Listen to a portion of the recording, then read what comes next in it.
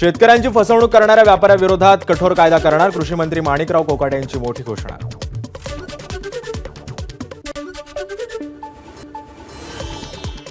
बीड जिल्ह्यामध्ये जानेवारी ते ऑक्टोबर दरम्यान 36 हत्यांची नोंद.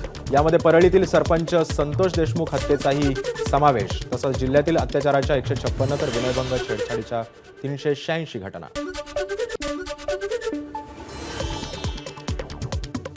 माजी मंत्री तानाजी सावंतांच्या पुतण्याला धमकी दिल्याचं प्रकरण. धाराशिव परंडा राज्य महामार्गावर शिवसैनिकांचा रास्ता रोको. शिवसैनिकांकडून परंडा भूम शहरात बंद पाळत निदर्शनं. नैनितालच्या भीमतला भागात बस दरीत कोसळली. अनेक जण जखमी झाल्याची माहिती. अग्निशमन दल आणि एसडीआरएफ कडून टीमकडून बचाव कार्य सुरू. सध्या चित्रपटगृहांबाहेरील चेंगराचेंगरी प्रकरणी अभिनेता अल्लू अर्जुन याचा बाउन्सर अँथनी याला अटक. अल्लू अर्जुनला पाहण्यासाठी आलेल्या चाहत्यांना बाउन्सरनं धक्काबुक्की केल्याचा गंभीर आरोप. एबीपी माझा, उघडा डोळे बघा नीट.